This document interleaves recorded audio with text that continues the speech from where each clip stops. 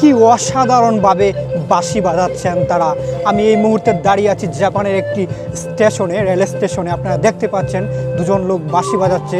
তারা বিভিন্ন জায়গায় সঙ্গীত পরিচালনা করে থাকে। তারা এসেছেন পেরু থেকে এসেছেন জাপানে বাঁশি বাজানোর জন্য।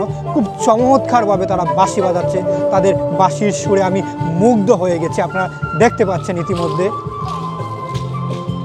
বাঁশির স্টাইলগুলো খুব চমৎকার।